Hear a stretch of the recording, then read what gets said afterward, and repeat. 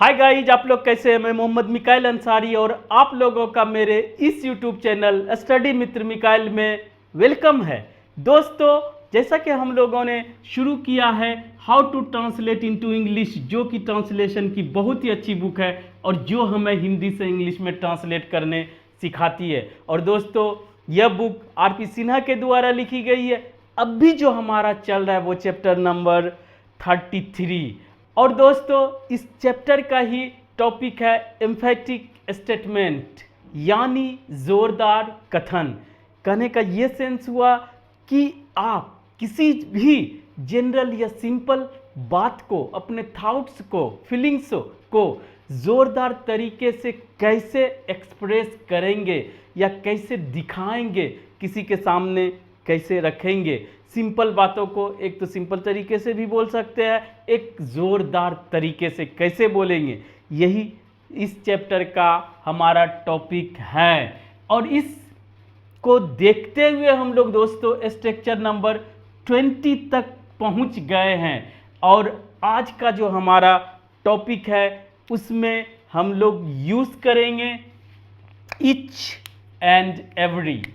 Each and every को, दोनों को साथ में यूज करके किसी भी स्टेटमेंट को हम लोग बहुत ज़ोरदार बना देते हैं। वैसे तो ईच को अलग यूज करते हैं, एवरी को अलग यूज करते हैं, और जब साथ में यूज करते हैं तो ये ज़ोरदार स्टेटमेंट दिखाता है, एम्फेटिक स्टेटमेंट दिखाता है।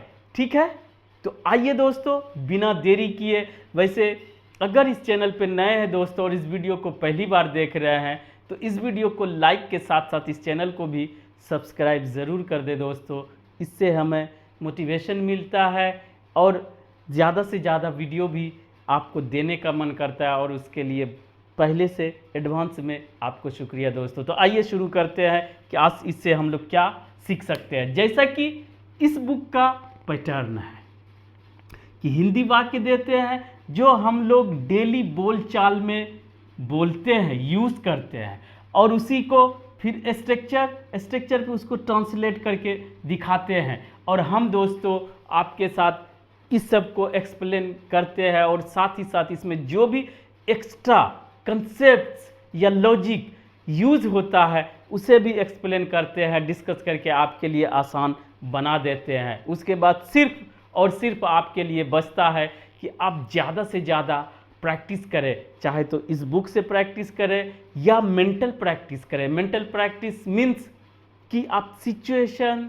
कंडीशन के अकॉर्डिंग आप अपना स्टेटमेंट क्रिएट करें, अपनी थॉट्स को निकालें, अपने फीलिंग्स को निकालें। अगर आप शुरू कर रहे हैं तो आप हिंदी में बोलें, फिर उसको इंग्लिश में ट्रांसलेट करना है, और अगर आप एक्सपर्ट हो गए तो आप उसे डायरेक्ट इंग्लिश में करें दोस्तों। और ये बुक एक रेफरेंस बुक इसे माने, ये एक सिंपल ट्रांसलेशन की बुक नहीं है। अगर आप इसको थॉरोली पढ़ते, समझते, सीखते हैं, प्रैक्टिस करते हैं तो आपका इंग्लिश लैंग्वेज पे पकड़ मजबूत होगा और आपका कॉन्फिडेंस भी बढ़ेगा। तो इतना तो बातें थी दोस्तों, अब आइए सीखने की बात। तो अगर इतना आप समझ गए, इतना देर टिके हुए हैं, तो देख ले दोस्तों, जब रहे घर घर, हाइफन के साथ एक ही चीज़ रहे दो बार, अंग अंग, कदम कदम, डेग डेग, ये दोनों सेम ही होता है दोस्तों, इसमें यूज किया गया है। अगर इस तरह का देखते हैं ना, घर घर में खुशी है, ऐसे बोले हर घर में खुशी है तो भी बोल सकते हैं, या प्रत्येक घर में खुशी है, ये सिंपल तरीके से। लेकिन घर घर में खुशी है, और एक चीज़ और इसमें लिया गया है, गांव गांव में गरीबी है, हर गांव में गरीबी है, ये सिंपल हुआ। और गांव गांव में गरीबी है दिखाना है, तो या कहे शहर शहर में अमीरी है दिखाना है, तो आपको ये ज़ोरदार तरीका ये हुआ कि उसी को आप हाइफन के साथ दो बार लिख के दिखा दें। इतना बता दिए दोस्तों। और उसके लिए सेम चीज़ जो प्रत्येक के लिए यूज करते हैं दोस्तों, दोनों साथ में यूज कर ले, ईच एंड एवरी प्रीपोजिशन लगा के, तो आपका ये सेंटेंस या आपका स्टेटमेंट जोरदार हो जाएगा। क्लियर? अब आइए पहले तो स्ट्रक्चर देखते हैं दोस्तों। सब्जेक्ट चाहे जो भी हो, वर्ब उसके अकॉर्डिंग, ये बार बार बोलते हैं। उसके बाद इन या एट, और ईच एंड एवरी, जो कि घर घर में एक्स्ट्रा एम्फेसाइज करने के लिए लगाएगा। और उसके बाद दोस्तों घर घर का होम होम नहीं लिखेंगे दोस्तों, एक बार होम लिखेंगे, उसके पहले ईच एंड एवरी लगाएंगे।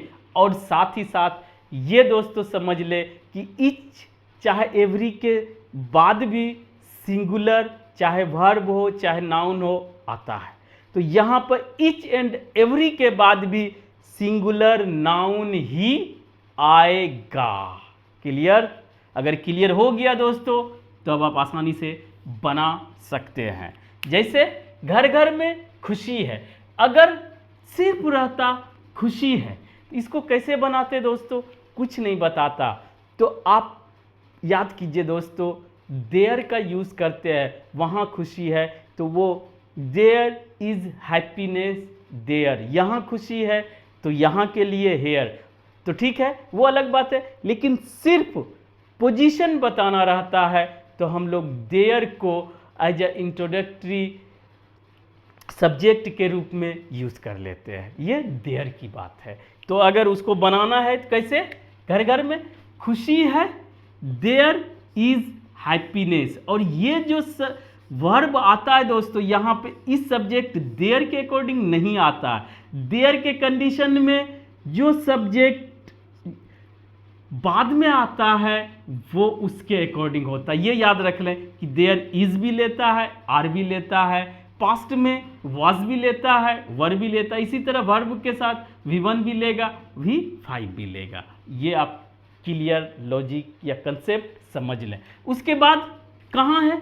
घर घर में, इन each and every home, home home नहीं लिखेंगे, ईच एंड एवरी होम लिखेंगे दोस्तों। तो ये आपका ज़ोरदार स्टेटमेंट हो जाएगा, आपका बताने का तरीका दिखाएगा कि आप ज़ोरदार तरीके से इस बात को रख रहे हैं।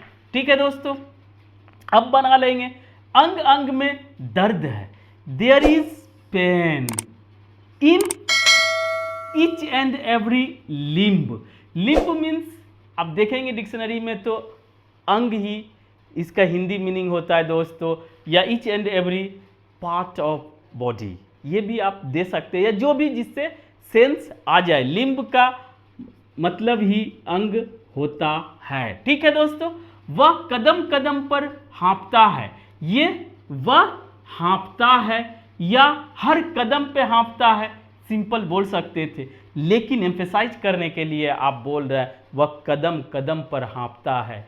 तो स्टेप बार बार नहीं लिखने की ज़रूरत पड़े उसके लिए एम्फेसाइज करने, पहले तो ये देखें वह हाँफता है का बनाते हैं ही पेंट।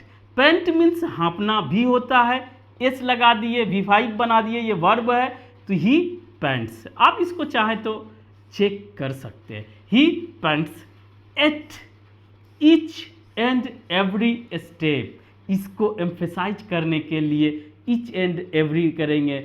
एवरी स्टेप से भी काम चल जाता है, लेकिन एम्फेसाइज कर रहे हैं तो यहीं पर दोनों यूज़ किया जाता है। क्लियर? अब बना लेंगे दोस्तों, वह डेग डेग पर बाधा डालती है, तो उसका क्या होगा? वह बाधा डालती है, इतना बना लेंगे। She interrupts, interrupts V5, interrupt means बाधा डालना, eight each and every step, और सब ये सिंगुलर ही होगा।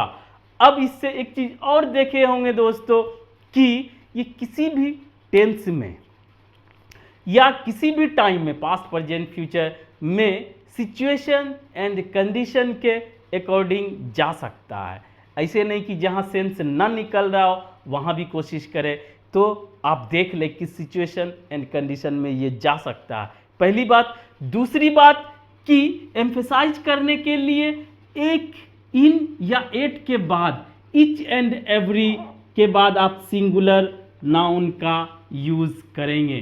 तो दोस्तों इस तरह से आप आसानी से इसको जब भी ज़रूरत पड़े आप बोल सकते हैं, लिख सकते हैं। दूसरे को सुना सकते, सिखा सकते, समझा सकते, पढ़ा सकते हैं। तो दोस्तों आज बस इतना ही। अगर इस वीडियो से कुछ सीखे हो और अच्छा लगा हो, प्लीज़ इसे लाइक करें, सब्सक्राइब करें और अपने दोस्तों, रिलेटिव्स या नीडी जो भी ज़रूरतमंद हो उसे शेयर ज़रूर करें दोस्तों। Thank you for watching. Have a nice day.